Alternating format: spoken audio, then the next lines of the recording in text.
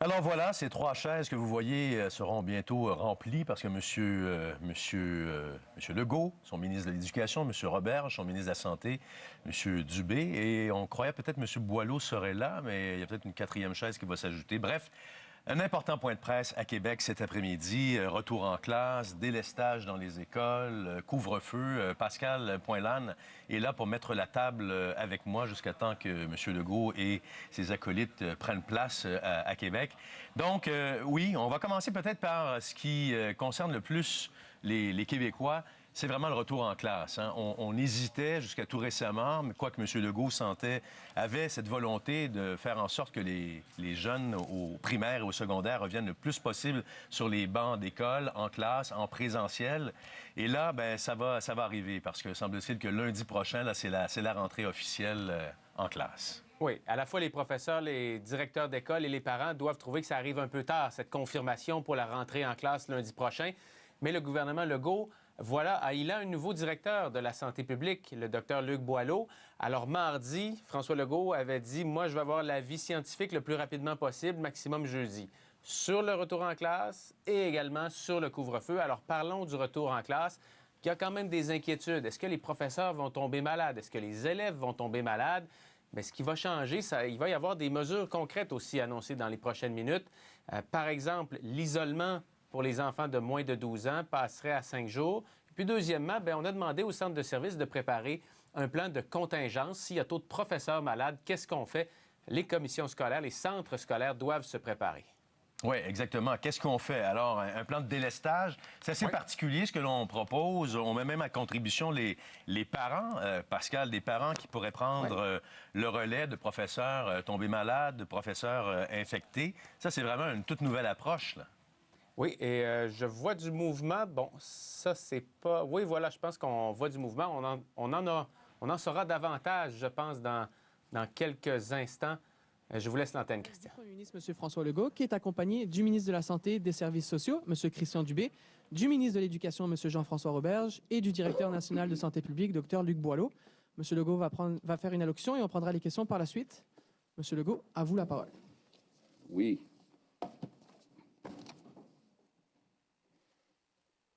Bonjour tout le monde. Je suis content d'être accompagné du ministre de la Santé, du directeur national de la santé publique et du ministre de l'Éducation. Écoutez, j'hésite presque à dire ça, là, mais on a quand même des bonnes nouvelles aujourd'hui dans un contexte là, que je comprends où il y a une grande fatigue et où c'est dur pour les Québécois, surtout que ça s'accumule.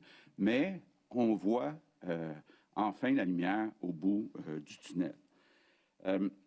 Première chose, et puis vous pouvez peut-être poser des questions au Dr Boileau pour avoir plus de précision, mais malgré le fait qu'on ne fait pas les tests de la même façon qu'on l'a fait durant toute la pandémie, il reste qu'il y a une confirmation de la part des experts que le nombre d'infections, donc le nombre de cas, se stabilise. Et selon les experts, on a atteint, il y a quelques jours, un pic. Donc, évidemment, on se souvient tous de la courbe. Là, bien là, sur le nombre de cas, on est au pic. Bon, vous vous rappellerez, on l'a souvent expliqué depuis le début, ça se passe un petit peu en 3 étapes. Première étape, on met en place des mesures.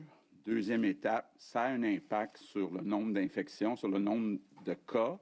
Puis, dans une troisième étape, ça a un impact sur les hospitalisations. Donc, ce que les experts nous disent, puis évidemment, on est tous prudents, c'est qu'on peut s'attendre dans les prochains jours à atteindre le pic du nombre d'hospitalisations. Donc, il devrait ou pourrait y avoir une augmentation du nombre d'hospitalisations encore pour quelques jours.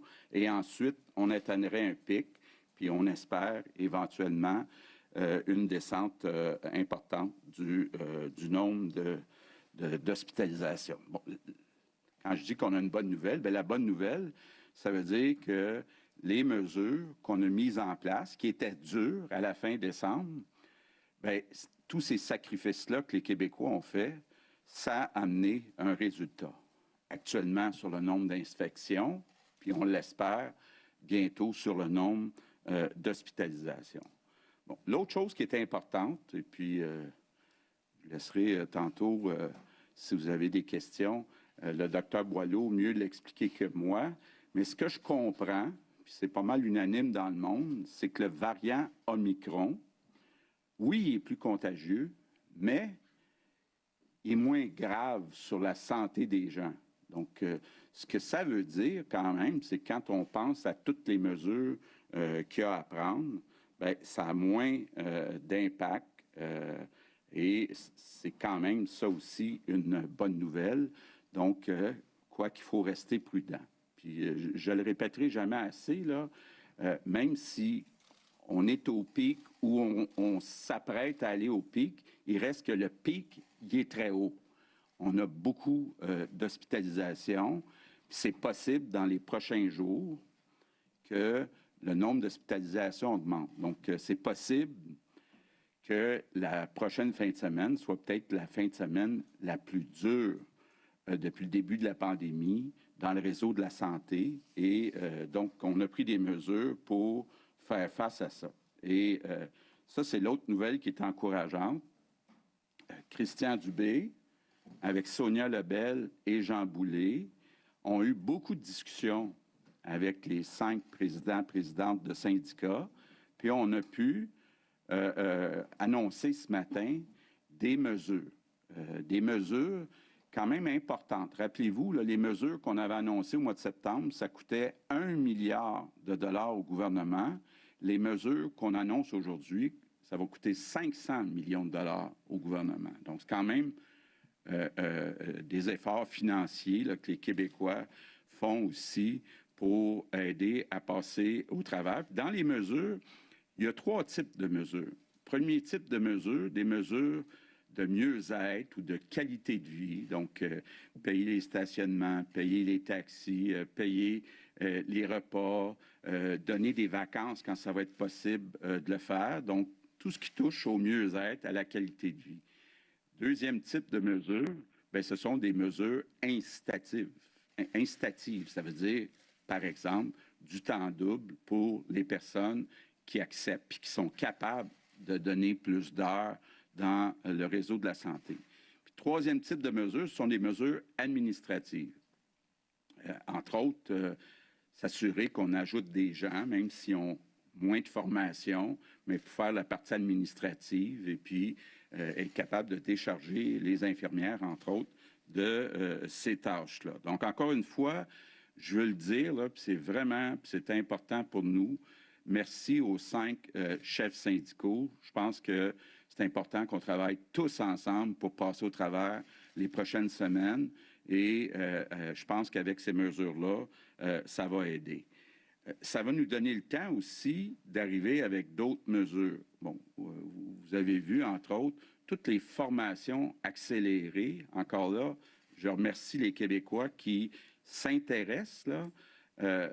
On a ouvert 2000 formations accélérées pour des infirmières auxiliaires. Il y a eu 8300 inscriptions.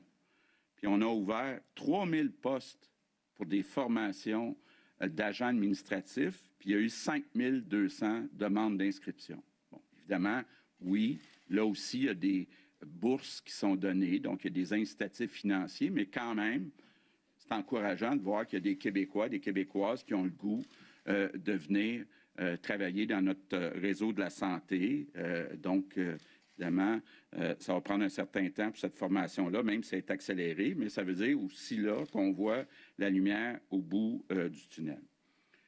Bon, la grosse nouvelle du jour, c'est pour ça qu'on a avec nous le ministre de l'Éducation. Je pense qu'on a un ministre de l'Éducation, pas un premier ministre très heureux aujourd'hui. La santé publique, le directeur national de la santé publique, a annoncé officiellement hier soir que toutes les écoles au Québec vont rouvrir lundi prochain, donc le 17 juin. Je ne le dirai jamais assez, là, comment c'est important, parce que c'est pas la même chose, l'enseignement à distance. Ça amène des problèmes de décrochage scolaire, des problèmes de dépendance aux écrans. des problèmes dans certains cas chez les jeunes de santé mentale, des problèmes de toutes sortes, là. Donc, très important que nos jeunes retrouvent leurs amis, leurs enseignants, enseignantes, puis retournent à l'école le plus vite possible. Je pense que on le dira jamais assez, la priorité au Québec, ça doit être l'éducation. Bon, il y a il y a sûrement là, des parents, des enseignants qui sont peut-être inquiets de comment ça va se passer.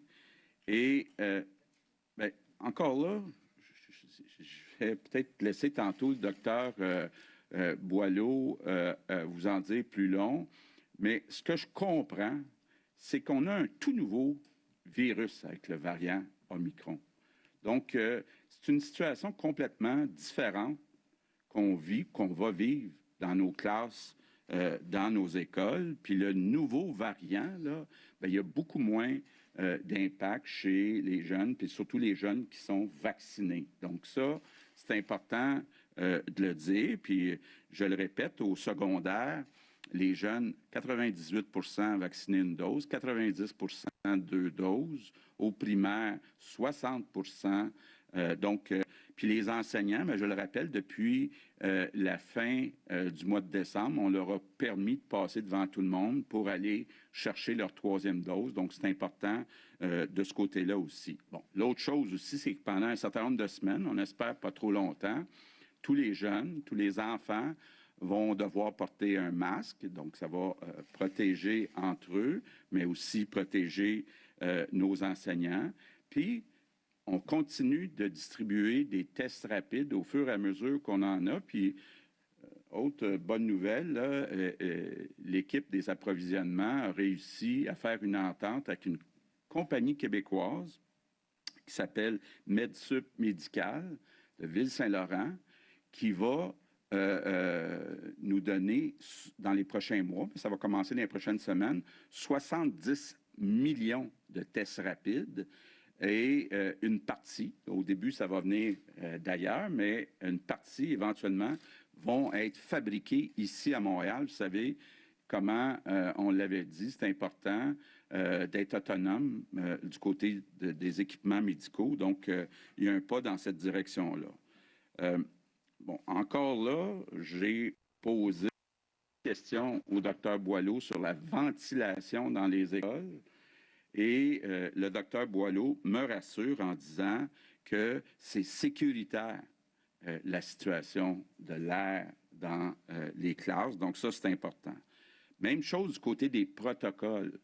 Protocole, quand il y a un enfant qui va avoir la COVID, il faut comprendre là, que la situation est différente à cause du variant Omicron. Donc, on va demander aux jeunes de s'isoler pour 5 jours. Donc, même chose que dans les garderies. Bon, l'autre nouvelle importante, je l'avais promis, que la première mesure, quand on verrait un petit peu de lumière au bout du tunnel, qu'on enlèverait, c'est le couvre-feu. Donc, je vous annonce qu'à partir de lundi, on va enlever le couvre-feu au Québec.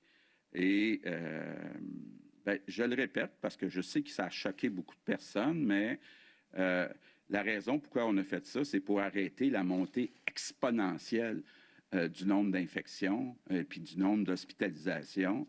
Donc, étant donné qu'on semble atteindre un pic, ça nous permet de pouvoir enlever le couvre-feu. Bon, autre chose aussi qui est importante, on avait pour aider les commerçants qui ont de la difficulté à trouver des employés, on avait dit pour 3 dimanches, on va demander de fermer les commerces. Donc, le 3e dimanche, c'est dimanche qui vient, le 16 janvier. Donc, ça va être la dernière journée où les commerces vont être fermés le dimanche. L'autre annonce qu'on a faite, on a eu des discussions avec les représentants des commerces au Québec. Je comprends qu'il y avait beaucoup d'inquiétudes du côté des petits commerces qui n'ont pas toujours tous les employés pour faire appliquer des nouvelles règles. Donc, je vous annonce que les grandes surfaces qu'on va définir comme étant 1500 mètres carrés et plus vont avoir un passeport vaccinal. Donc, il va falloir avoir actuellement 2 doses, éventuellement 3 doses, pour pouvoir aller au Canadian Tire ou aux places là, excluant bien sûr les marchés d'alimentation puis les pharmacies qui sont des services essentiels. Autre point que je veux parler, qu'on a beaucoup entendu parler dans les derniers jours, les dernières semaines, il y a des personnes qui se disent bien, ça m'a donné quoi de me faire vacciner? Je n'ai pas d'avantage sur ceux qui ne sont pas vaccinés. Bon. D'abord, je veux vous dire, vous avez pris une bonne décision de vous faire vacciner d'abord pour des raisons médicales.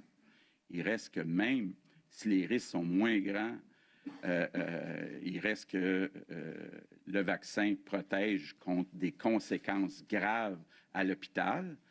Puis, évidemment, on espère dans les prochaines semaines rouvrir les restaurants, les salles de spectacle, donc être capable de remettre en place ce qu'il y avait avant Noël, c'est-à-dire le passeport vaccinal. Donc, ça veut dire que ceux qui auront été vaccinés vont pouvoir aller au restaurant, aller dans une salle de spectacle, aller au cinéma, aller dans les grandes surfaces. Donc, c'est important. Dernier point, je veux revenir, parce qu'on en a beaucoup parlé depuis mardi, sur la contribution santé. Bon. D'abord, je veux vous dire, oui, je sais que les oppositions l'ont demandé, là, mais oui, il y aura un débat à l'Assemblée nationale sur la contribution santé. Donc, tous les députés, tous les partis politiques auront l'occasion de voter pour ou contre, et puis de proposer des ajustements si c'est nécessaire. Donc, dès la rentrée à l'Assemblée nationale, au début février, on va déposer un projet de loi donc, pour mettre en place cette contribution santé. Bon, l'autre chose qui est importante de préciser, l'intention derrière la contribution santé, c'est pas de faire mal aux personnes qui sont mal prises. Là. Puis je donne quelques exemples qui ont été donnés par les oppositions au cours des dernières heures, qu'on parle des itinérants, qu'on parle des personnes qui ont une maladie qui ne leur permet pas de se faire vacciner, qu'on pense même aux personnes qui ont des problèmes de maladie, une certaine maladie mentale. Il n'est pas question d'aller faire mal à des personnes qui sont mal prises. Ce qu'on vise, c'est de dire aux personnes qui choisissent de ne pas se faire vacciner, bien, il y a un prix à payer. Il y a un prix à payer parce que il y a un impact sur la société, il y a un impact sur les coûts de notre réseau de la santé. Évidemment aussi, c'est un incitatif pour essayer de les protéger eux-mêmes parce que on espère qu'il y en a, puis on le voit là, peut-être un peu, qui vont choisir d'aller se faire vacciner, étant donné qu'il y aura une contribution santé. Donc, protéger notre société, protéger nos hôpitaux, puis protéger ces personnes-là. Je termine en vous disant, évidemment, là, c'est un petit pas qu'on annonce aujourd'hui. On a hâte. J'ai très hâte, entre autres, je pense aux jeunes qui font du sport. Je pense à tous ceux qui ont hâte d'aller recommencer à avoir un spectacle. Je pense à ceux qui ont hâte de retourner au restaurant.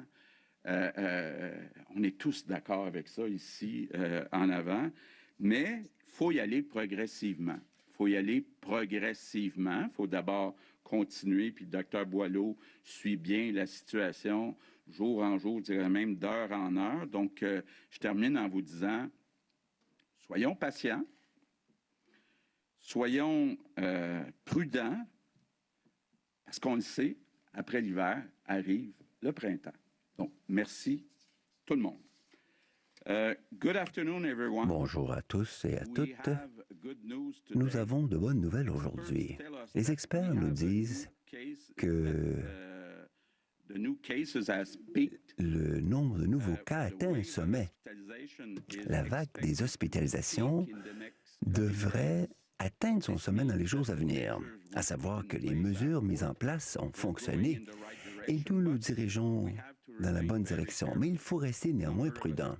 Le nombre d'hospitalisations est encore très élevé, et va peut-être continuer à s'accroître encore quelques jours. Un autre développement important concerne le travail qui a été fait avec les chefs des syndicats, et nous avons annoncé des mesures pour aider nos travailleuses et nos travailleurs en milieu hospitalier. Comme il a été dit hier soir, la santé publique a recommandé que nous rouvrions les écoles lundi prochain. C'est une bonne nouvelle. C'est très important pour nos enfants. Je sais que certains parents, certains enseignants pourraient se préoccuper, mais le variant Omicron a moins d'effet sur les enfants, surtout quand ils sont vaccinés. Et nous demandons aussi à chacun et chacune de porter le masque au moins pour les semaines à venir. Nous allons distribuer des trousses d'autodépistage dans les écoles et quand il y a un cas de COVID dans une salle de classe, 5 jours d'isolement vont suffire. Les cégeps et les universités pourront également rouvrir lundi prochain. Et je suis content d'annoncer que nous allons lever le couvre-feu lundi prochain. Nous annonçons également que les vaccinations seront maintenant obligatoires pour les grandes surfaces, donc plus de 1500 mètres carrés, sauf pour les épiceries et les pharmacies. Donc, nous nous dirigeons dans la bonne direction, mais il nous faut continuer tous nos efforts. Je vous remercie. Merci beaucoup. Donc, on va débuter la période de questions. On va d'abord commencer par les journalistes qui sont présents dans la salle. Une question, une sous-question. Annie Guillemette, Cogeco Nouvelles. Bonjour à vous quatre. C'est bien que l'école continue en vrai, comme vous dites, Monsieur le Premier ministre, lundi. La façon de se prémunir contre le variant, c'est encore la vaccination. Donc, une question en 2 volets. Quand est-ce qu'on va avoir la 3e dose pour les 12 à 18? Et est-ce qu'on va reprendre la vaccination à l'école pour les plus petits? Docteur Boileau, voulez-vous y aller? Oui. OK. Sur la vaccination, c'est évident qu'il faut mettre tous les efforts, là, puis pas juste pour les 12-18, mais il faut respecter quand même les délais, notamment, parce que rappelez-vous qu'on a toujours la question du délai de 3 mois. Je pense que l'effort en ce moment, il faut qu'il soit fait sur nos 5-11 ans. Parce que nos 5-11 ans, en ce moment, bien qu'on pourrait se dire satisfait du 60 %, c'est pas assez.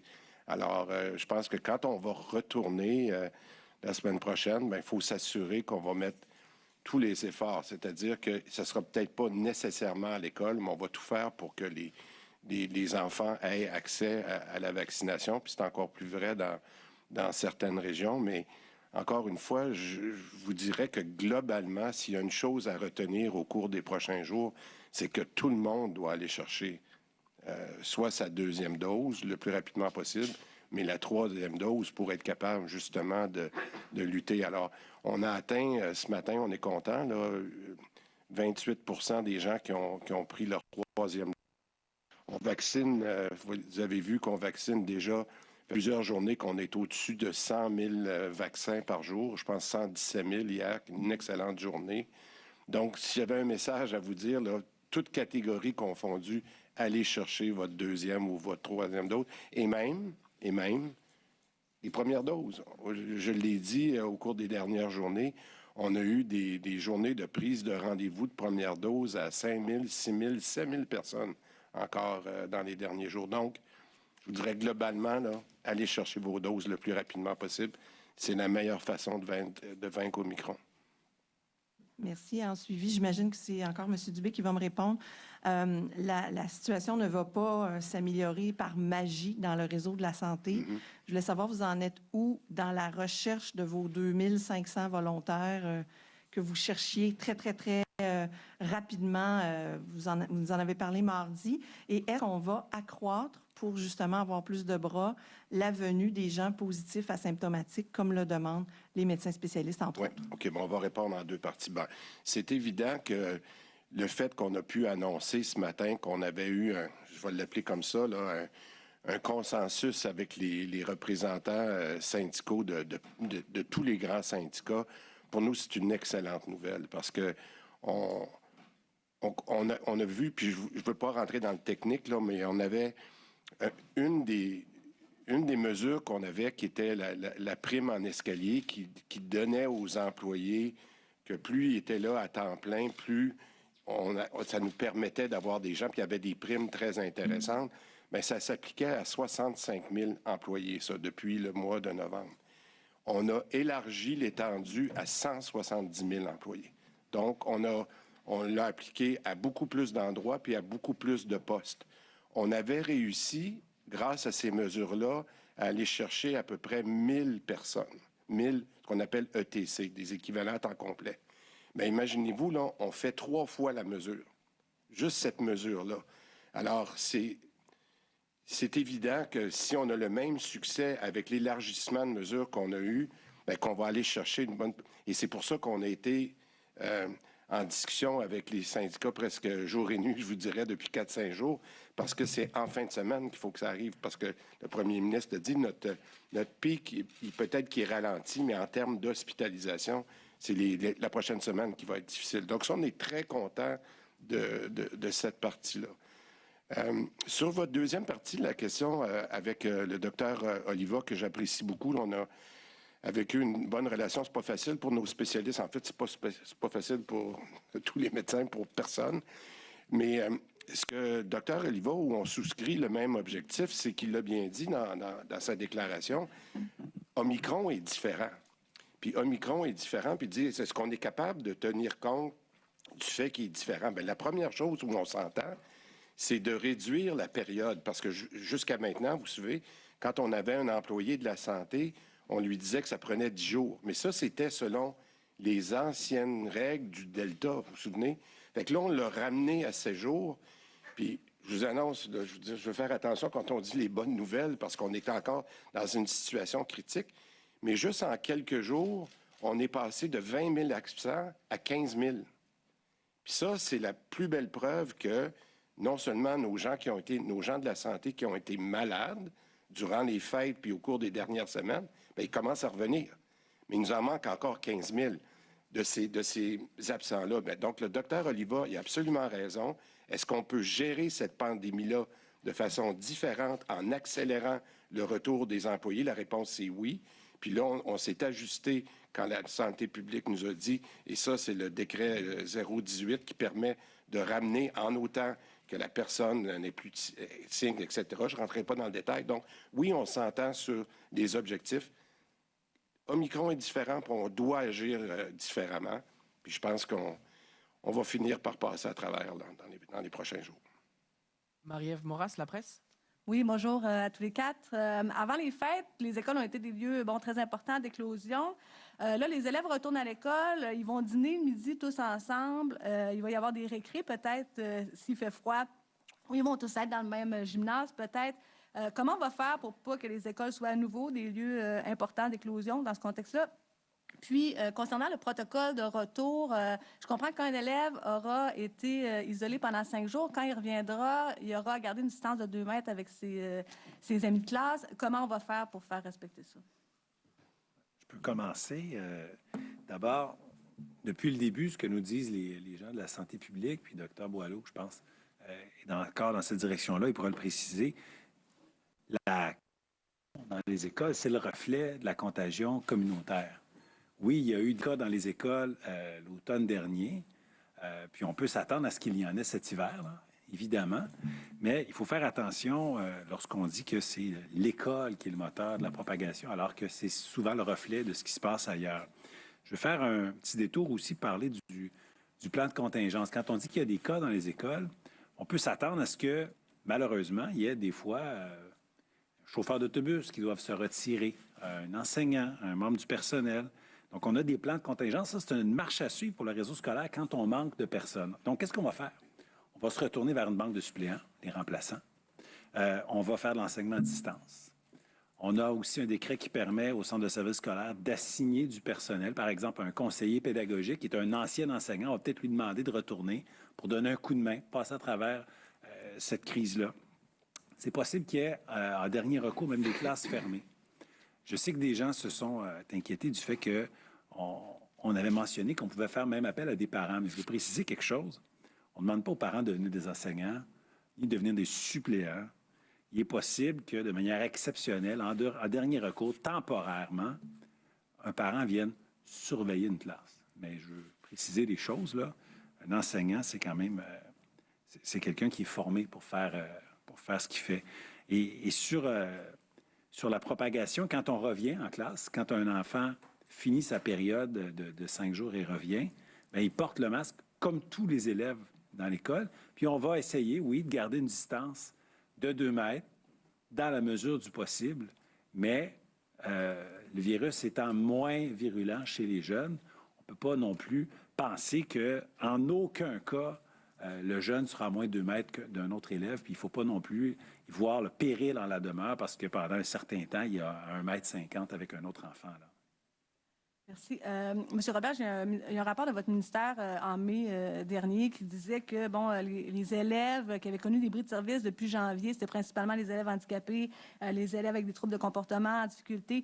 Qu'est-ce qu'on va couper en premier s'il y a du délestage dans les écoles pour s'assurer que ce ne soit pas ces élèves-là qui payent, par exemple? D'abord, ce que je vous dis, c'est que notre plan de contingence nous amène à dire qu'on ne s'en va pas vers le terme délestage dans les écoles. Je ne pense pas que ce soit un terme qui soit approprié. On réouvre nos écoles, ça ne sera pas parfait. D'accord? Ça ne sera pas parfait. Les prochaines semaines vont nécessiter des ajustements. Je veux faire appel aussi à l'indulgence des parents. Je vous demande d'être compréhensif. Le réseau scolaire va faire au mieux avec les outils supplémentaires qu'on leur a donnés, des outils réglementaires aussi qu'on leur a donnés pour passer à travers. Mais on n'est pas à un moment où on va se tourner vers des bris de service. C'est vraiment en dernier recours pour une période peut-être d'une journée ou deux qui pourrait arriver qu'on doive fermer une classe, mais on s'en va vers une réouverture. Donc lundi prochain, le 17, on n'est pas en train de gérer des fermetures, on est en train de gérer des réouvertures. On va passer à la prochaine question. Oui, Stéphane Blais, la presse canadienne. Question au ministre de l'Éducation. Avant les fêtes, il y a une distribution de tests rapides aux parents des élèves. Beaucoup de ces parents n'ont pas actuellement de tests rapides en vue du retour à l'école lundi. Est-ce que vous pouvez nous donner...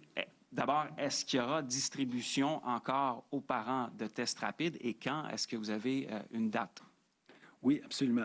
Dès la semaine prochaine et au cours des 2 premières semaines de la rentrée qui commence lundi prochain, on va distribuer 3,6 millions de tests aux parents, donc à nos familles, aux élèves du primaire et du préscolaire. Par l'école? Oui, à travers l'école, comme on l'a fait avant Noël. Et on répète l'opération en février. Donc, on parle de plus de 7 millions de tests qui vont être envoyés aux familles à travers les écoles. Au-delà de ça, il y aura aussi à l'intérieur des écoles ce qu'on appelle des tests rapides aussi qu'on peut faire si jamais des enfants ou des membres du personnel développent des symptômes en cours de journée. Je le répète, on n'envoie pas notre enfant symptomatique à l'école en disant ils testeront à l'école. On a des tests rapides à la maison. Mais si les symptômes surviennent dans la journée, les écoles vont être équipées pour faire ces tests-là. Peut-être une question pour M. Boileau. Il y a des enseignants qui réclament des masques N95. Est-ce que vous considérez que les enseignants seraient mieux protégés s'ils avaient des N95? Bien, je pense que non, dans le sens que c'est pas l'analyse de la situation qui a été faite au cours d'abord des dernières journées, pas juste depuis que je suis rentré. Là, il y avait quand même une interrogation substantielle qui était soulevée sur les différentes mesures. Moi, je suis arrivé, je me suis assuré d'être bien connaissant de tout cela, puis d'avoir une opinion basée sur la science, la plus rigoureuse, la plus solide et la plus convergente possible. Et en ce sens-là, l'analyse qui est faite, c'est que non, ce ne serait pas vraiment plus sécuritaire. Il n'y a pas un enjeu avec l'ensemble des mesures que vous avez entendues jusqu'à maintenant et les protocoles qui sont mis de l'avant de croire que le milieu de travail et le milieu aussi pour les enfants ne serait pas sécuritaire. Le N95, donc, ne permet pas un milieu plus sécuritaire. Excusez-moi, il y a eu un son. Vous m'avez... Le N95 ne permet pas un milieu plus sécuritaire, c'est ce que vous dites? Pas dans le contexte des écoles ni des garderies. Bien sûr, il peut y avoir des situations qui l'exigent un peu plus, comme des écoles spécialisées ou qui s'apparentent plus à des milieux de soins. Mais je ne veux pas dire que le N95 est inefficace là où on cherche à l'utiliser, notamment dans le milieu de la santé, là où les risques sont différents. Mais dans le milieu scolaire, il n'y a pas de motif de croire qu'il y aurait un avantage d'utiliser ça. La sécurisation est largement assurée par les mesures qui sont proposées par la Direction nationale de santé publique, de concert d'ailleurs avec les directeurs régionaux de santé publique que j'ai consultés et qui convergent tous vers ces adaptations dans un contexte de Omicron. Alors, il faut entendre que, bien sûr, vous pouvez voir des règles qui se modifient, mais comme ça a été dit, l'Omicron, ça ne se présente pas de la même manière. Ce n'est pas la même maladie qu'on a connue avant. C'est le même virus, mais qui est transformé, bien sûr. Là, je ne rentrerai pas dans la physiologie, mais qui fait en sorte d'avoir une expression clinique et une expression populationnelle différente. Et en ce sens-là, toutes les analyses qui sont faites montrent clairement qu'il y a un bénéfice beaucoup plus grand pour les enfants au premier plan de retourner à l'école le plus rapidement possible parce qu'ils peuvent souffrir de d'autres problèmes de souffrance psychologique et de plusieurs autres. Et là-dessus, là, il y a vraiment convergence, non seulement au niveau national ici, mais international. Et dans ce contexte-là, il faut mesurer s'il y a un impact de sécurité sur leur propre santé et celle des travailleurs. Et il n'y en a pas. Il y en a, mais pas de façon telle qu'il faille aller encore plus loin que tout ce qui est proposé. Prochaine question. Juste en complément, si vous permettez, sur les N95, pour ajouter à ce que le Dr Boileau vient de mentionner, il a parlé des écoles spécialisées qui accueillent des enfants qui parfois ne peuvent pas, eux, porter le fameux masque de procédure. On parle de ces écoles spécialisées et aussi de certaines classes spécialisées dans des écoles régulières, mais des classes qui accueillent aussi des enfants qui parfois ont des handicaps, ne peuvent pas porter l'équipement. Donc, dans ces situations particulières, des N95 seront distribués au cours de la semaine prochaine parce que c'est un contexte qui s'apparente à un contexte d'un milieu hospitalier. Prochaine question, Le Devoir. Oui, bonjour, Jean-Louis Bordelot du Devoir, voilà. Monsieur Legault, en fait, les gens autour de moi sont un peu confus avec... on sent que les annonces se suivent, mais ne sont pas toujours cohérentes, ne sont pas toujours appuyées par la science. Est-ce qu'on a perdu le contrôle sur la pandémie? Je ne sais pas quoi vous répondre. Là, je pense qu'on consulte à tous les jours la santé publique et puis on prend les mesures nécessaires et puis je pense qu'on suit de proche la situation. Peut-être que moi, j'aimerais ça vous dire et répéter ce que Dr Boileau a dit tout à l'heure. Il y a une dizaine de jours, une augmentation exponentielle des infections et des cas. On a mis en place au cours des 2 dernières semaines de décembre des mesures exceptionnelles. Puis on vous dit 10 jours plus tard qu'il y a un meilleur contrôle des infections puis qu'il y a une stabilisation des augmentations. Je ne pense pas que c'est un manque de contrôle. Très bien. Puis il y a une question justement pour Dr Boileau. En fait, on nous répète qu'il faut apprendre à vivre avec le virus. Est-ce qu'on a des critères pour déterminer que, en fait, la COVID est endémique? Bien, il est évident que la COVID actuellement, d'abord, on fait face à une pandémie là, avec une hausse colossale qui vient d'être décrite. On l'a tous vécu du nombre de cas très rapidement progressive avec un nouveau virus, un nouveau variant, là, mais mettons, on va l'appeler l'Omicron, qui a fait une poussée énorme. Donc, on a une grosse vague. Est-ce que c'est endémique? Est-ce que ça va rester? C'est une question qui n'est pas encore résolue sur le plan scientifique. Mais de toute évidence, la population québécoise a bénéficié d'un avantage indéniable et remarquable qui nous a mis dans une situation, même si difficile, nettement plus avantageuse qu'elle ne l'aurait été si elle n'avait pas été vaccinée au même niveau qu'elle l'était. Donc, la population québécoise est arrivée, a été confrontée à un nouveau virus qui l'a challengé, bien sûr, là, mais qui n'a pas donné les ravages que nous aurions eus avant.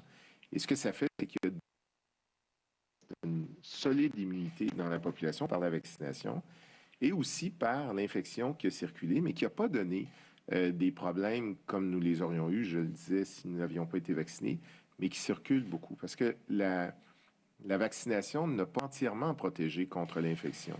Ce qu'elle a fait, c'est qu'elle a réduit considérablement les risques d'une évolution beaucoup plus grave qui amène à l'hospitalisation, des fois même, malheureusement, à des soins très intensifs, lourds et à des décès. Et les décès, vous le savez, on en a, mais on en aurait eu tellement plus. Donc, je veux dire, moi, j'ai calculé hier qu'on aurait eu, si on n'avait pas été vacciné, hein, la semaine passée, qui est la semaine entre le 1er et le 7 janvier, c'est pas 250 hospitalisations par jour de plus qu'on aurait eu, c'est près de 900. Et on aurait eu à peu près plus de 3000 morts juste la semaine passée, sinon nous n'avions pas eu cette vaccination. Donc, le Québec arrive extrêmement bien préparé à cela. Maintenant, ça ne veut pas dire que l'Omicron est inoffensif. Ça a été dit, c'est différent, mais ça ne le rend pas inoffensif. Toutefois, les caractéristiques de ce virus-là et sa répartition dans la communauté et les impacts font en sorte qu'il y a des milieux qui peuvent être sécuritaires si les conditions sont bien respectées, et notamment le milieu de l'éducation qui va être certainement sécuritaire, sans pour autant dire qu'il n'y aura pas des cas ni des éclosions. Et à la question qui a été posée précédemment, il n'est pas évident que le milieu de l'éducation est un milieu qui foisonne d'éclosions et qui rapporte ça dans la communauté. C'est plutôt un reflet de ce qui se passe dans la communauté. Mais il n'est pas interdit de croire qu'il pourrait y avoir des éclosions. On suivra ça de très près avec la complicité des directeurs de santé publique, bien sûr, et des milieux scolaires. Merci. On va maintenant passer aux questions des journalistes qui sont inscrits en ligne. Donc, juste un rappel, s'il vous plaît, de lever votre main. Puis, on va débuter d'abord avec Véronique Prince de Radio-Canada. Oui, bonjour à tous. Même si vous dites que la situation commence à s'améliorer un petit peu, dans les hôpitaux, par exemple, vous attendez quand même à des jours difficiles, une fin de semaine particulièrement difficile. Et là, on s'aperçoit qu'un niveau de délestage 5 va probablement être nécessaire. Alors, si à ce moment-ci, vous dites que vous n'avez pas encore de protocole de priorisation, je vais avoir un petit peu de la misère à vous croire. En fait, ce sont des questions éthiques que vous êtes probablement forcément en train de vous poser. Et comment allez-vous déterminer non seulement à qui vous donnez les soins, mais qui vont être admis dans les hôpitaux et sur quels critères vous vous basez pour dire la qualité de vie de telle ou telle personne vaut plus que celle d'une autre, là. C'est sûr que vous posez ces questions-là. Alors, c'est sur quoi vous vous basez en ce moment? Bien, la première chose, c'est que le niveau 5 dont vous parlez, premièrement, on n'est pas rendu là encore parce que on vient de passer l'étape du niveau 4. Bon, maintenant, quand on regarde le délestage, on le regarde par établissement. Les statistiques que vous voyez quand on est à 3000 hospitalisations, c'est une statistique globale du Québec. La situation peut être plus ou moins difficile dans certains hôpitaux. On se comprend, là, on donne le chiffre total des hospitalisations. Maintenant, avant de passer à de la priorisation ou à du triage, on regarde sur une base nationale. Parce que comme la situation dans certains hôpitaux peut être pire que dans d'autres, bien, la première chose qu'on va faire avant de passer à du triage ou à de la priorisation, on va demander à d'autres hôpitaux de pouvoir aider. Alors, c'est pour ça qu'on était rendu aujourd'hui à dire il peut y avoir encore des augmentations d'hospitalisation au cours de la prochaine semaine, prochains 10 jours. Et c'est pour ça qu'il était si important d'avoir des gens qui venaient nous aider. Et la contribution qu'on a eue des discussions avec le syndicat a fait une grande différence. Puis, encore une fois, là, je vous le dis, Mme Prince, ça, là, c'est la meilleure nouvelle qu'on ne pouvait pas avoir depuis 2 semaines. Parce que si les gens rentrent comme on pense qu'ils vont rentrer, là, autant dans les hôpitaux que dans les CHSLD, ça va faire une grande différence. Et je m'explique, le fait qu'on a 1700 personnes qui sont guéries, mais qui doivent sortir des hôpitaux pour permettre les nouvelles entrées, c'est ces personnes-là que, quand on peut les envoyer dans les CHSLD dans des conditions qui sont sécuritaires, on va le faire. Quand on peut l'envoyer dans des sites non traditionnels avec du personnel, mais ça nous prend du personnel. Donc, pour répondre à votre question, on n'est pas du tout rendu à la priorisation. C'est notre travail, c'est le docteur O'Patterney qui le fait avec le comité d'éthique, mais c'est d'être prêt si ça arrivait. On n'est pas rendu là, mais je vous le dis, en ce moment, on va le regarder, ce qu'on appelle le niveau 5, dans un niveau national pour venir que certains hôpitaux viennent aider d'autres, mais on n'est pas rendu là encore. Mais quand j'ai dit qu'on était proche, il faut se préparer, et c'est pour ça que j'apprécie Premier ministre, collègues des Finances qui ont dit on sort encore une fois l'enveloppe parce qu'on a besoin de donner un coup de main à nos employés qui ont fait un travail incroyable là, depuis des mois. Puis on le sait qu'on a encore une couple de semaines difficiles à passer. Alors, c'est là qu'on est en ce moment. Merci. Ma deuxième question, c'est sur la vaccination. Le SIC et le CCNI ne recommandent pas l'administration du vaccin Moderna pour les 12 à 29 ans parce qu'il peut y avoir des effets secondaires possibles. Mais en pharmacie, pour ce groupe d'âge-là, c'est la seule chose qui est offerte, puis même dans les centres de vaccination, là, c'est beaucoup Moderna qui est donné. Est-ce que donc, ça fait en sorte qu'il y a des jeunes qui se déplacent puis ils revirent de bord en voyant que c'est le Moderna. Alors, est-ce qu'il n'y aurait pas une espèce de contradiction qui sème de la confusion? Comment qu'on peut rassurer là-dessus? Bien, je veux juste bien comprendre votre question parce que la deuxième partie de la question de Moderna versus Pfizer, je pense qu'on l'a déjà réglé. Je comprends que des fois, il y a des préférences qui se créent en ce moment, mais c'est tellement important d'aller chercher la troisième dose. Mais c'est la première partie, parce que je n'ai pas très bien compris, Mme Presse, vous avez parlé du SIC et du CCNI. Je veux juste bien comprendre. Le SIC et le CCNI ne recommandent pas l'administration du vaccin Moderna pour les 12 à 29 ans en raison d'effets secondaires possibles. Mais en pharmacie, c'est ce qui est offert pour ce groupe d'âge-là.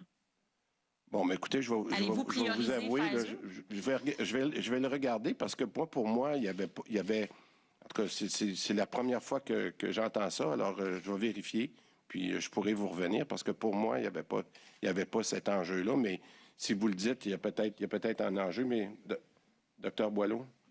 Bien, écoutez, vous comprendrez que je viens d'arriver dans les fonctions. J'ai été concentré sur les enjeux qui ont été traités tantôt. Pour la vaccination, pour répondre à votre question, franchement, je suis surpris. Je vérifierai, puis on pourra vous donner des réponses. Et Mme Prince, si jamais, là, parce que on se rejoint souvent sur les réseaux sociaux, là, je vais obtenir la réponse très rapidement, puis je vais publier la réponse. Donc, votre question, c'est de savoir est-ce qu'il y a une limitation en ce moment par le CCNI et par le SIC sur Moderna pour la catégorie 15 à 29. C'est ça votre question? Exact. Okay, oui, merci. Je vais m'informer dans les minutes qui vont suivre le point de presse, puis on va vous revenir. On va passer à Alain Laforêt, TVA Nouvelles. Bonjour à vous. Ma question va s'adresser au docteur Boileau. Votre ancien alma mater, l'INES, a publié ce matin qu'il n'était pas en mesure d'établir le niveau d'hospitalisation. L'INSPQ dit également que le pic optimiste, ce serait le 17, mais possiblement un peu plus tard avec un pic pessimiste. Comment on peut dire aujourd'hui qu'on peut retourner les enfants dans les écoles et éviter qu'il y ait de nouvelles contaminations? Parce que dans les hôpitaux, les intensivistes avec qui on a parlé sont très inquiets actuellement qu'il y ait une recrudescence d'ici quelques semaines. Bien, la première des choses, c'est que il est important de voir que la situation des hôpitaux reste très fragile, ça a été bien dit. C'est, à mes yeux, le problème de santé publique numéro 1 au Québec, c'est la capacité du système hospitalier de recevoir et de traiter les patients qu'il nécessite, qu'ils soient des patients de COVID ou de d'autres maladies, et il y en a beaucoup d'autres maladies et d'autres besoins de services hospitaliers, que ce soit pour, vous savez, les cancers, les chirurgies multiples, les souffrances que les gens peuvent avoir sur d'autres volets. Alors, cette évolution de la situation de la COVID amène son lot de difficultés au niveau hospitalier et rend inévitable ce délestage qui est délétère là, pour ces personnes-là qui attendent des services et qui en ont besoin. Donc, ça reste actuellement le problème de santé publique numéro 1.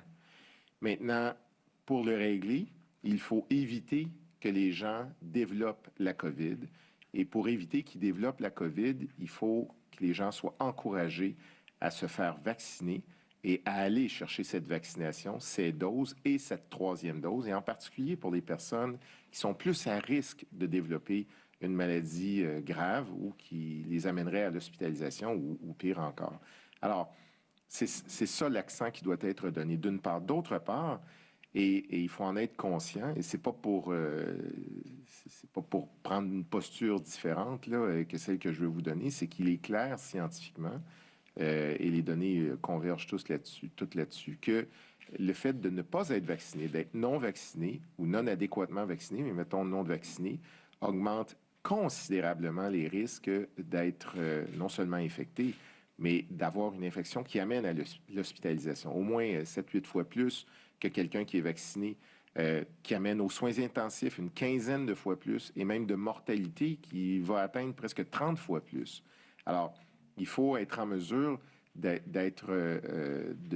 faut être en mesure, je pense, de transmettre le message qu'une vaccination est tout à fait appropriée pour toute la population, mais que ceux qui ne sont pas vaccinés, de les encourager à ne pas à être exposés à l'infection et donc à rester le plus possible très vigilants, à limiter leurs contacts et à faire en sorte d'éviter les risques d'hospitalisation. À votre question, pour le milieu scolaire, les enfants ne portent pas un grand risque de développer des infections graves et de les amener à l'hospitalisation. Il y a des enfants hospitalisés actuellement dans des grands hôpitaux pédiatriques et la grande majorité d'entre eux ne sont pas là pour la COVID, ils sont là avec la COVID. Donc, ce n'est pas une situation qui est délétère pour les enfants. Il y a des risques, il n'y a pas de risque zéro. Il faut être attentif à cela et bien sûr, quand il y a des symptômes, s'assurer de se retirer et de prendre soin de soi, de l'enfant et de la famille autour. Et les mesures ont été prises en conséquence. Et maintenant, les autres personnels du côté du secteur de l'éducation, qui sont les professeurs, la très grande majorité sont doublement vaccinés, sinon déjà bon nombre triplement vaccinés, ont accès à la vaccination. Avec les mesures qui sont prises, ça ne devrait pas être un risque pour tout ce groupe-là. Est-ce que ce groupe-là va induire plus de risques pour le reste des autres adultes et des grands-parents?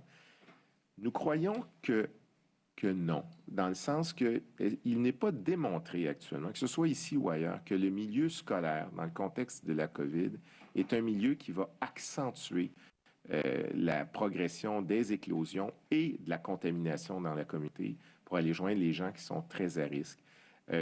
C'est peut-être même l'inverse, dans le sens que lorsque les enfants sont invités à rester à domicile, bien, on mobilise la famille, les grands-parents, tout ça. Et là, on expose plus encore des gens qui ne devraient pas être exposés à ce virus et aux risques qu'on vient de décrire. Alors, donc, à votre question, je pense que nous avons calculé et tenu compte de ce risque-là, mais nous allons suivre la situation de très près, de très, très près, et aviserons s'il y a lieu d'apporter des modifications, mais nous ne l'espérons pas. Merci beaucoup. Ma prochaine question pourrait être le premier ministre ou le ministre de la Santé. C'est concernant les grandes surfaces. C'est à partir de quand? Et on peut considérer quel type de commerce? Là, les centres commerciaux, Costco, Walmart, les magasins de chaussures, parce que des magasins de chaussures à 1500 mètres, il y en a. Là. Alors, premièrement, la question, c'est 24 janvier, donc pas lundi prochain, l'autre lundi. Et ensuite, c'est simple, il y a une règle, c'est il faut que le magasin qui a plus que 1500 mètres carrés ou à peu près 150 000 pieds carrés, la seule exception, c'est pour ceux dont ce n'est pas la principale raison, c'est soit la nourriture ou la pharmacie. Donc, le plus bel exemple, c'est un Costco va devoir demander le passeport vaccinal, un Walmart va devoir exiger le passeport vaccinal, et même les magasins de 1500 mètres carrés et plus dans un centre d'achat vont devoir le demander. Ce qu'on ne voulait pas, surtout, c'est avoir cette exigence-là, comme le dit le premier ministre, pour les plus petits commerces. Alors, les plus petits commerces, même dans un centre d'achat, n'auront pas à faire cette obligation-là. L'obligation est vis-à-vis la grandeur du commerce, en autant que ce ne soit pas le principal, soit la nourriture et la pharmacie. Canadian Tire inclus. Merci. Est-ce que vous voulez profiter, M. Dubé, pour répondre à la question de Véronique? Oui, parce que j'aime pas ça quand je ne suis pas capable de répondre. Je n'avais pas la réponse, puis on me l'a soufflé à l'oreille. Alors, merci, Mme Prince, puis je pense que je vais la mettre rapidement sur les réseaux sociaux. En fait, ce que j'avais oublié, c'est que sur Moderna, il y avait eu un avis à l'effet qu'il fallait informer, puis je pense que c'est déjà sur Clic Santé, puis je m'excuse si je ne le savais pas, on offrait d'informer les gens qu'il y avait peut-être un risque un peu plus élevé pour la catégorie 15 à de myocardite. Pardon. Alors, à ce moment-là, on le dit, les personnels en magasin de fond, puis on s'est assuré dans nos centres de vaccination que si les gens veulent avoir un Pfizer, en autant qu'ils soient dans cette catégorie d'âge-là, ils pourront avoir un Pfizer au lieu d'un Moderna parce qu'il y a un risque un petit peu plus élevé, mais on me dit que c'est minime, puis on va s'assurer qu'on donne l'information. Voulez-vous commenter là-dessus, Dr. Boileau? Non, c'est bon? Bien, c'est exactement ça. Okay. Ça, on le savait, mais c'était pas une interdiction. C'est ça. C'était effectivement exactement ça. Alors, merci pour la question, Mme Prince, puis on va s'assurer que c'est plus clair sur Clic Santé. Si ça ne l'était pas déjà, là, j'aurais dû le savoir, puis je ne le savais pas. Il nous reste pas mal de journalistes, fait qu'on va essayer d'aller plus rondement. On va passer à Marc-André Gagnon du Journal de Québec. Bonjour. Je veux revenir sur la contribution fiscale. Donc, si je comprends bien, vous allez déposer dès la rentrée un projet de loi donc, à ce sujet-là. Est-ce que c'est toujours la seule avenue qui est privilégiée par votre gouvernement ou est-ce que vous envisagez d'autres possibilités comme des amendes pour les non-vaccinés? Bien, écoutez, je sais qu'il y a des gens qui disent une amende pour un non-vacciné, ça ressemble à une contribution pour les non-vaccinés.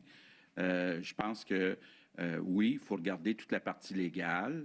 On est en train de regarder aussi quelles sont les personnes qui vont être exclues. Je disais tantôt, quelqu'un qui a un problème de santé mentale, comment on définit ça? Donc, c'est tout ça là, que nos juristes sont en train de regarder. Puis, je pense que c'est important aussi d'en débattre à l'Assemblée nationale, d'écouter les suggestions des partis d'opposition. Donc, on va faire ça là, dès la rentrée, au début du mois de février. Mais actuellement, on est sur la rédaction. Mais bon, comment ça s'appellera exactement? Est-ce que c'est une amende? Est-ce que c'est une contribution? Dans le fond, là, c'est qu'il y aura un montant à payer pour ceux qui, sans bonne raison, refusent de se faire vacciner. Très bien. Ben, ça allait me permettre peut-être de changer brièvement de sujet. Il y avait plutôt aujourd'hui une rencontre entre votre ministre des Finances et la Ligue nationale. Le commissaire Bettman, on a vu qu'il dit non, là, à tout le moins pour l'instant, une nouvelle franchise de la LNH. Donc, est-ce que votre niveau d'optimisme demeure le même? Et est-ce que de tenir cette rencontre-là, là, quand même en pleine pandémie, justement, n'envoie pas un peu le signal que les énergies sont peut-être pas mises à la bonne place? Bon. D'abord, il y a 26 ministres, je me rappelle bien, ils continuent de faire leur travail dans les domaines autres que de s'occuper de la pandémie. Maintenant, moi, ma priorité, c'est la pandémie. C'est pour ça que, bien honnêtement, j'en dirai pas plus long là-dessus. Là, puis je vous réfère à Éric Girard qui s'occupe de ce dossier-là. Là. Je ne suis pas au courant, pour être bien honnête. On va passer à Olivier Bossé du Soleil. Bonjour, messieurs. Monsieur Legault, j'aimerais savoir si l'annonce d'aujourd'hui peut être considérée comme le début de ce dont vous parlez depuis quand même un bon bout de temps, c'est-à-dire vivre avec le virus. On rouvre les écoles, on lève le couvre-feu alors que les hôpitaux sont quand même passablement pleins. Est-ce que ça va être ça, vivre avec le virus? Bien, écoutez, vivre avec le virus, qu'est-ce que ça veut dire exactement? Chose qui est certaine, là, puis ce que j'ai dit tantôt, puis ce que le docteur Boileau a bien précisé, c'est que le variant Omicron est très différent de ce qu'on a connu avec le Delta ou avec d'autres variants depuis le début de la pandémie. Maintenant, c'est un variant qui est très contagieux, donc évidemment, sur le lot, il y en a qui ont été malades, puis on a vu l'augmentation des hospitalisations. La vaccination se poursuit. C'est la clé pour être capable éventuellement de vivre avec le virus. Mais évidemment, on a eu tellement de surprises depuis 22 mois que je suis prudent pour la suite des choses. Mais la bonne nouvelle, c'est qu'on a atteint un pic concernant le nombre d'infections, le nombre de cas. Puis, les spécialistes s'attendent dans les prochains jours à ce qu'on atteigne un pic concernant les hospitalisations. Donc, la situation reste dure dans les hôpitaux, mais on espère que ça va s'améliorer puis que ça va nous permettre de revenir un peu plus à la normale, entre guillemets. Donc, comment recommencer à vivre d'une façon un peu plus normale malgré le virus. Merci. Mon autre question est pour le docteur Boileau. Monsieur Boileau, j'aimerais ça que vous justifiez un petit peu votre indépendance dans les annonces d'aujourd'hui, alors qu'évidemment, c'est vos premières recommandations importantes et c'est exactement ce que M. Legault avait souhaité, disons, mardi. Ben, écoutez, la première des choses, c'est que j'ai pas... en fait, vous prendrez ça comme vous voulez, mais j'ai eu aucune direction qui m'a été donnée sur une orientation ou une autre. J'ai plutôt embarqué là où le train était rendu dans le cumul scientifique des informations pour venir soutenir les différentes étapes qui étaient prévues, mais aussi pour y apporter les ajustements requis s'il y a lieu, ce qui a été fait. Alors, moi, je me sens très à l'aise avec les recommandations qui ont été faites et visiblement, elles ont été retenues. Donc, on m'a demandé mon opinion. J'ai été la rendre le plus solide possible. Je crois avoir atteint ça rapidement avec les considérants que je vous ai donnés. Et puis, mon ou mes opinions ont été visiblement tenues en compte. Merci. Simon Bourassa, nouveau. Oui, bonjour. Question pour M. Dubé. Là, vous avez peut-être vu passer le cas de Mme Stéphanie Noiseux, une jeune mère de famille dont la chirurgie pour un cancer du col de l'utérus a été annulée. Elle s'est confiée à un de mes collègues, lui a dit que ses jeunes enfants ont peur, peur qu'elle meure carrément. Vous répondez quoi à Mme Noiseux et aussi aux autres personnes dans cette situation-là au Québec présentement? Bien, écoutez, je réponds pour le cas de Mme Noiseux, comme pour plusieurs autres cas, avec beaucoup d'empathie. Je vous dirais, c'est le genre de choses qu'on n'aime pas qui arrivent présentement. Là. Je pense que si j'avais un message à dire à Mme Noiseux, c'est de s'armer du courage pour encore quelques jours. J'espère que, puis c'est un peu pour ça que le docteur Oliva nous demandait de faire le maximum pour qu'on puisse opérer qui on doit opérer ou qu'on doit traiter les cas de cancer le plus rapidement possible. Puis encore une fois, la meilleure réponse que je vous dis, c'est que ça se fait avec du personnel et que notre personnel ait accepté de prendre encore le défi là, malgré la fatigue accumulée. Et c'est pour ça qu'on a mis les mesures. Donc, ce que je dis à Mme Noiseux, on comprend que c'est difficile, mais il n'y a pas un médecin en ce moment qui le fait de gaieté de cœur, mais ça lui prend du personnel pour pouvoir traiter nos gens. Et j'espère que dans les prochains jours, les prochaines heures même, je pourrai vous dire que le personnel... on l'a trouvé pour être capable de ne pas faire ce genre de choix-là, là, qui est dans, je le dis, pas partout au Québec, mais dans certaines régions qu'on est obligé de faire. Donc, c'est ce que je dis à Mme Noiseux. Merci. Docteur Boileau, il y a l'OMS cette semaine qui a dit qu'on pourrait difficilement continuer à se battre contre le virus à coup de dose de rappel, que ça prendrait peut-être un vaccin plus efficace. Là. Vous, comme scientifique, c'est quoi votre position là-dessus? Écoutez, il y a beaucoup de développements scientifiques sur les vaccins qui ont lieu, évidemment, dans les 2 dernières années et on doit s'en réjouir. Il y a des développements actuellement sur des vaccins qui viendraient chercher une immunité qui est plus sur les morceaux stables qu'on voit de ce virus-là. C'est un virus qui s'est transformé, on l'a dit plusieurs fois aujourd'hui, mais il y a quand même des morceaux stables puisqu'il est possible qu'il y ait dans un avenir, on ne sait pas quand, d'autres modifications de ces virus-là. En fait, ce qu'on voit, c'est qu'il y en a régulièrement, mais elles ne sont pas toutes d'une manière qui va les rendre prédominants, comme on l'a vu sur le Micron. Donc, il est certain qu'il faut apprendre à vivre avec le virus ou les virus, puisqu'ils se modifient ainsi. Et la meilleure arme, c'est de s'habituer à avoir une bonne hygiène de distance et de tout ce qui vient avec, mais aussi de profiter de cette vaccination qui est une technologie extrêmement moderne avec des risques microscopiques et des avantages colossaux. Alors, il y a des progressions de ce côté et on va être très attentif à ça ici comme ailleurs. Avant de passer en anglais, une dernière question en français de Félix Pilon de Radio Jeunesse. Bonjour, Félix Pilon pour radiojeunesse.ca. J'ai une question pour M. Legault. Je m'adresse à vous aujourd'hui au nom des jeunes. Avec la réouverture des écoles lundi, plusieurs jeunes sont inquiets. Il y a des élèves non vaccinés dans les écoles, des cas non répertoriés à cause des tests rapides. Il est dit que nous sommes dans le pic de la pandémie et beaucoup de jeunes ne sont pas encore convaincus que ce soit la bonne chose de retourner sur les bancs d'école. Comment les rassurer? Je vous laisse leur parler directement. Bien, écoutez, les jeunes, il n'y a pas de risque zéro dans la vie, mais après avoir discuté avec la santé publique, c'est tellement clair pour moi qu'il y a beaucoup plus d'avantages à retourner à l'école qu'à rester à la maison. Et il y a des précautions qui sont prises. Je pense entre autres au port du masque, je pense entre autres à la vaccination. Il y a des tests rapides qui ont été et qui vont continuer d'être distribués. Puis les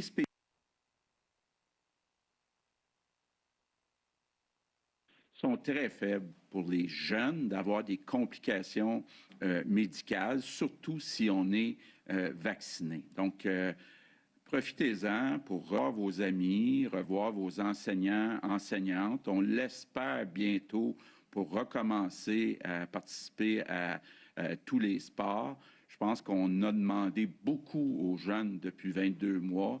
Puis pour moi, la priorité, là, c'est de revenir le plus vite possible à la vie normale. Puis n'oublions pas là, que la majorité, la grande majorité des gens qui sont dans les hôpitaux à cause de la COVID, ce sont des personnes âgées, là. Donc, il est temps, là, puis on leur doit ça aux jeunes, qu'on leur permette de revenir tranquillement vers une vie plus normale. Vous le méritez. Et dernièrement, nous sommes plusieurs jeunes à avoir contracté la COVID-19 pendant les vacances des fêtes et on sait que la vaccination, c'est une solution. Mais est-ce que l'immunité collective, c'est aussi considéré dans vos pistes de solutions pour le retour des jeunes en classe? Je pense pas. Peut-être que le Dr Boileau. Oui, peut-être Dr Boileau, tiens. Bien, et, en fait, à votre question, il y a une immunité collective qui se développe, mais ce n'est pas le facteur qui permet le retour en classe, même si on a déjà, en fait, on n'a pas de données là-dessus. C'est très compliqué d'aller vérifier le taux d'infection que les enfants auraient eu, mais il est vraisemblable de croire qu'une partie importante des enfants ont été exposés au virus. Quand je dis des enfants, là, je vous parle aussi des jeunes du côté primaire. Je discutais avec une très grande experte du CHU Sainte-Justine qui laissait croire que ça pouvait aller de 30 à 40% dans le dernier mois. Donc, c'est énorme. Et ce qui fait en sorte que déjà, un lot important des enfants auront été en contact et sans doute que plusieurs autres le seront dans les prochaines semaines. Plusieurs ne développeront aucun symptôme ou très peu de symptômes. Alors, graduellement, une immunité collective va se construire, mais nous ne misons pas sur cela. Ce n'est pas un objectif d'atteindre une immunité collective, c'est plutôt un objectif d'assurer que les enfants vont bénéficier de tout ce qui peut être apporté par l'école, ce qui est énorme par rapport au très faible risque qu'ils ont de développer une maladie grave. Nous avons atteint un pic de contamination et d'hospitalisation. C'est ce qu'a dit François Legault en commençant son point de presse. Le premier ministre qui se base sur des études, sur des statistiques, sur des données recueillies par l'Institut national de santé publique du Québec. Mais quoi qu'il en soit, la fin de semaine qui s'en vient risque d'être la plus dure, la plus difficile, la plus éprouvante, a-t-il aussi ajouté, M. Legault, depuis le début de la pandémie. Alors, on n'est pas encore sorti de l'auberge, mais il y a 4 grandes mesures qui ont été annoncées aujourd'hui. On a un tableau pour vous. Retour en classe, et ça, c'était attendu lundi. Tous les enfants du primaire et du secondaire, avec leur masque, vont pouvoir retourner en présence, en classe, à côté du 17 janvier. Ça, c'est lundi qui s'en vient. Levée également du couvre-feu, un couvre-feu qui avait été extrêmement impopulaire, imposé en plein milieu du temps des fêtes, qui empêchait les Québécois de circuler entre 22 heures le soir et 5 heures le matin. Réouverture également des commerces le dimanche à partir du 23 janvier. Ça avait été mis en place par M. Legault. C'est de cette manière qu'il l'avait expliqué à l'époque pour permettre aux commerçants, surtout les épiceries, de respirer un peu, d'avoir un peu d'air compte tenu de la pénurie de personnel. Là. Alors, l'objectif a été atteint et les commerces, le dimanche, vont rouvrir à compter de dimanche, le 23 janvier. Et puis ça, c'est peut-être ce qui va avoir le plus d'impact au cours des prochaines semaines. C'est le passeport vaccinal qui sera élargi pour les commerces à grande surface, 1500 pieds carrés. Les Costco, les Canadian Tire, les Sport Experts. Et ça rentre en application à compter du 24 janvier. On a toute une équipe pour tenter de comprendre ce qui s'est dit au cours de la dernière heure à Québec. Pascal Poinlane à l'Assemblée nationale, Amélie qui est à Trois-Rivières et Marie-Pierre qui est à Québec. Rebonjour à vous trois. Alors, Pascal, le ministre de l'Éducation l'a mentionné. Hein? C'est pas une science exacte, tout ça. Oui, il y a un retour en classe. On ne s'attend pas à une catastrophe, mais on a quand même mis de l'avant, adopté, préparé des mesures en cas de rupture de service. Oui, on demande finalement au centre de service scolaire un plan de contingence. En ce moment, les professeurs sont en théorie reposés, ils sont à la maison. Et c'est sûr qu'il y a des difficultés pour combler tous les postes, mais quand même, les professeurs ne sont pas très malades actuellement, mais ils pourraient tomber malades. Et donc, on a demandé au centre de service scolaire de préparer ce plan de contingence où on demande finalement où sont les professeurs qui sont dégagés pour d'autres tâches, parce qu'ils font du mentorat, parce qu'ils sont des commissaires, ils font des conseillers pédagogiques, par exemple. Est-ce qu'ils pourraient revenir en classe? Alors, il y a toutes sortes de choses comme ça qui peuvent être mises en place pour dégager du personnel scolaire, mais ce n'est pas encore en place. Ça, c'est en vue d'une contagion, d'éclosion dans les écoles et si le personnel était touché. L'ombre au tableau maintenant, a dit le gouvernement, c'est que les enfants d'âge primaire sont pas tellement vaccinés, à 60 %, et ça inquiète le gouvernement. C'est pas assez, selon M. Dubé. Là. Exact. En contrepartie, certains ont attrapé la COVID pendant les fêtes et ils sont protégés. Le gouvernement, et ça c'est important aussi pour les parents, va distribuer dans les écoles primaires et aussi dans les garderies, les centres de la petite enfance, l'équivalent de 7 millions de tests rapides en 2 mois, janvier et février, exactement comme ça s'est passé juste avant les fêtes, Christian, où, dans le fond, les parents recevaient directement les boîtes en allant chercher les enfants à l'école. Alors ça va se répéter, finalement, en janvier et en février. Parlez-nous, Pascal, des parents qui pourraient éventuellement être mis à contribution là, pour surveiller des classes ou surveiller des groupes en garderie même.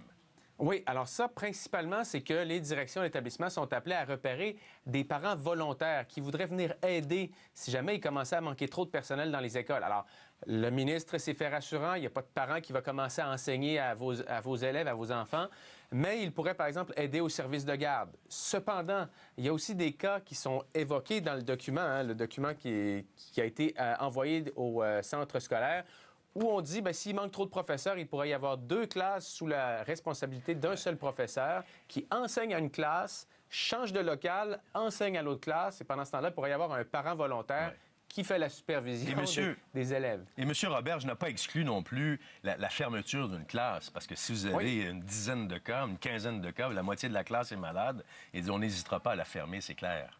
Exactement. Cependant, rappelez-vous que l'isolement est passé à 5 jours pour un enfant qui est atteint de la COVID. Mais s'il est en contact, si un enfant qui n'a pas la COVID, qui est en contact avec un autre enfant COVID, pas à la maison, mais à l'école, on ne fermera pas le groupe. Alors ça va quand même changer. Là. Il y aura moins de fermeture de groupe et de classe. On aura l'occasion, parce qu'on aura Mme Anglade avec nous, chef du Parti libéral, dans quelques instants, mais je m'en voudrais de ne pas parler du débat qui aura lieu à l'Assemblée nationale sur cette contribution santé, là, cette espèce de tape sur les doigts ou de punition pour ceux et celles qui ne veulent pas se faire vacciner, dont on a largement débattu cette semaine. M. Legault veut qu'il y ait un débat et ça sera présenté en projet de loi.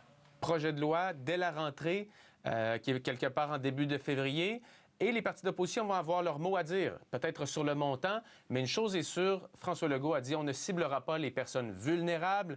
S'il y a des gens qui ne sont pas capables de payer la contribution santé, qui ne peuvent pas se faire vacciner, qui ont des problèmes de santé mentale, ils seront exclus de cette contribution santé. L'idée, c'est de ne pas faire mal, a-t-il dit, aux plus vulnérables, effectivement.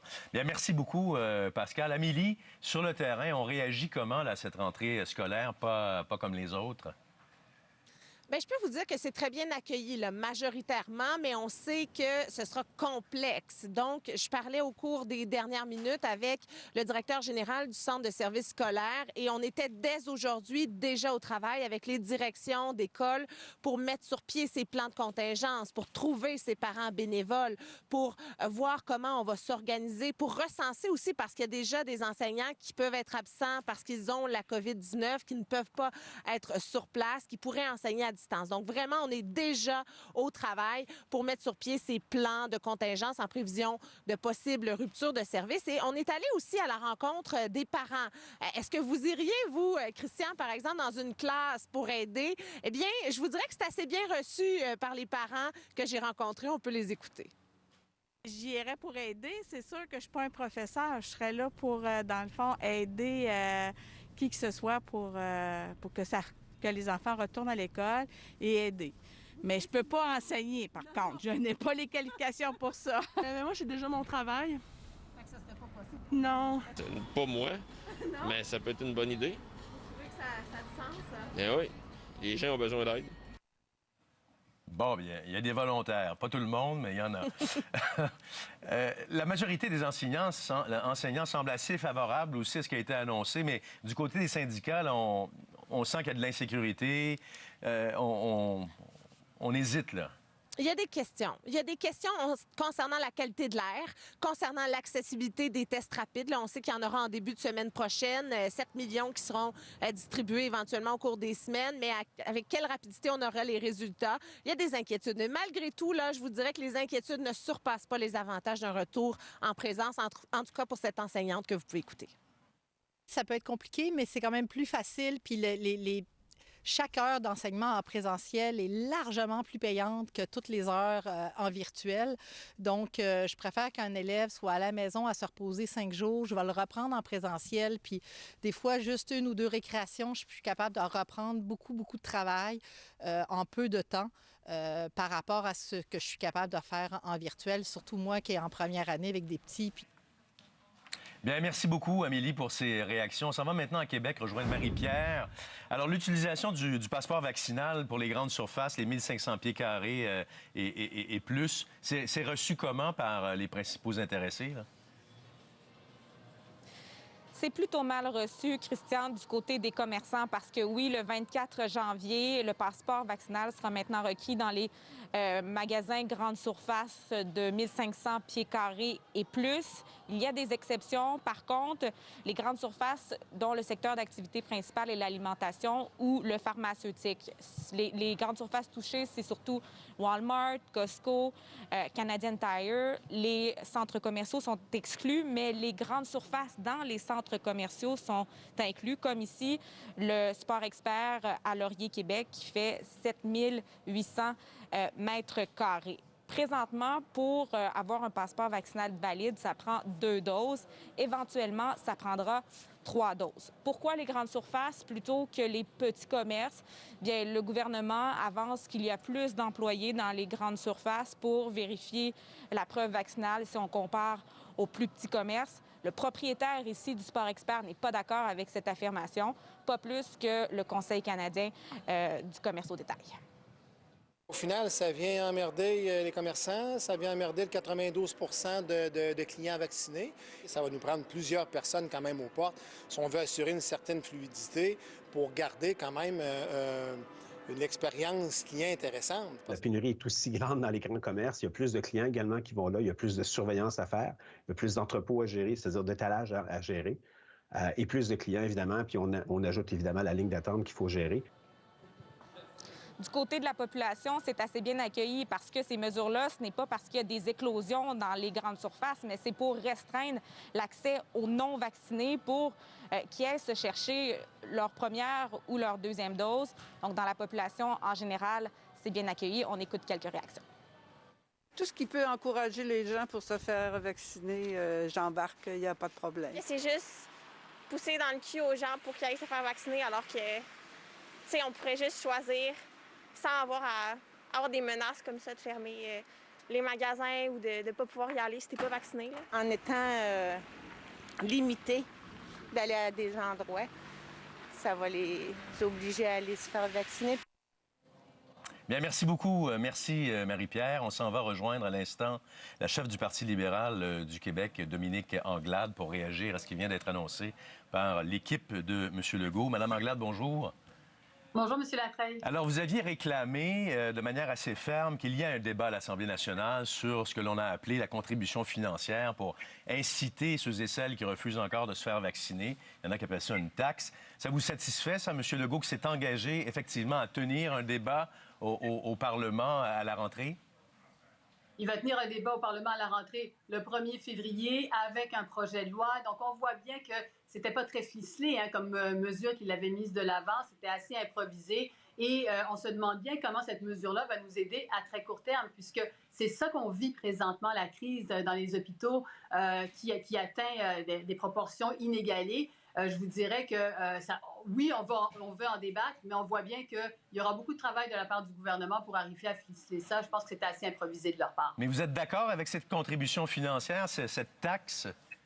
Oh, non, on pense au contraire qu'il y a énormément d'enjeux éthiques, légaux et d'efficacité qui sont attachés à ça, que ça va être extrêmement difficile de mettre ça en application. Moi, je pense que ça a été une manière de proposer quelque chose sur le coin d'une table, mais qui n'aura pas de...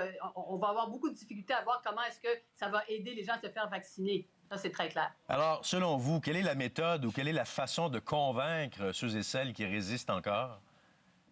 Mais à toute la question de la vaccination des employés de l'État, SQDC, SAQ, la Société d'assurance automobile, les employés de l'État qui pourraient l'être. Mais encore une fois, ce qu'on a vu aujourd'hui, c'est quand même un constat d'échec de la part du gouvernement. On nous dit qu'on est dans une situation qui est critique et en même temps, on enlève le couvre-feu, on enlève la fermeture des commerces. Ça veut donc dire que ces mesures-là, quand elles ont été implantées, dans le fond, il n'y avait pas vraiment de science pour aller de l'avant avec ces mesures-là. On les a implantées pendant 2 semaines, on a vu que ça n'a rien donné, on les enlève. Donc, encore une fois, c'est une manière de mettre des mesures, mais sans se baser sur la science, se baser beaucoup plus sur son intuition qu'autre chose. Le retour à l'école pour lundi prochain, le 17 janvier, il vous paraît bien balisé?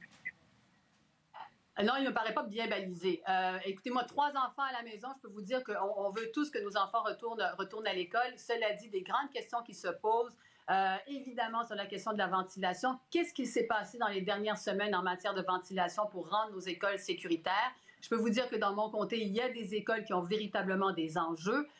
Autre aspect, la question des tests rapides également. On nous a parlé du primaire, du primaire, mais qu'en est-il du secondaire? Comment ils vont être déployés? Il y a beaucoup de questions qui restent sans réponse et on se sera attendu à ce qu'il y ait un plan beaucoup plus détaillé, notamment aussi pour la réussite scolaire dans les prochaines semaines. Parce que ça vous inquiète? Vous avez l'impression que les élèves, là, ont beaucoup souffert de la pandémie et que, les abandons, les résultats vont en souffrir en bout de piste? Bien, ce n'est pas une impression, ce sont des faits. Les gens ont beaucoup souffert. Il y a beaucoup de jeunes qui ont trouvé ça extrêmement difficile. Ça a atteint leur motivation par rapport à l'école. Il y en a beaucoup qui veulent continuer à pratiquer leur sport parce que c'est ça qui les rattache à l'école également. Alors, tous ces enjeux-là sont extrêmement criants et on n'a pas eu de plan de match de la part du gouvernement présenté pour nous dire comment est-ce que cette question de réussite scolaire-là, comment est-ce qu'on se projette pour la suite des choses. Et encore une fois, on a l'impression que, on retourne à l'école, mais qu'il y a du délestage, tout le monde va devoir mettre la main à la pâte, c'est correct. Mais au-delà de ça, je pense que c'est surtout un constat d'échec du gouvernement dans les dernières semaines de la gestion de la crise. Madame Anglade, le passeport vaccinal qui sera imposé à compter du 24 janvier dans les grandes surfaces, est-ce que ça pourrait effectivement faire augmenter le nombre de personnes qui, éventuellement, accepteraient de se faire vacciner? Il faut le souhaiter. Il faut le souhaiter parce que effectivement, les gens qui ne sont pas vaccinés, il faut quand même qu'il y ait faut quand même des conséquences dans tout ça. Et ça, c'est un moyen de le faire. D'ailleurs, on l'avait proposé depuis plusieurs mois qu'on l'étende dans d'autres secteurs où ce ne sont pas des produits essentiels à ce moment-là qui sont vendus et qu'on l'étende sur à d'autres secteurs. Mais encore une fois, je pense que le gouvernement pourrait aussi avoir le courage d'aller de l'avant avec une vaccination obligatoire pour les employés de l'État, ce qui ferait en sorte que ça encouragerait des mesures qui viendraient encourager les gens à se faire vacciner. Dominique Anglade, chef du Parti libéral du Québec, merci beaucoup d'avoir été avec nous cet après-midi. À une prochaine. C'est moi qui vous remercie. Au revoir. Au revoir.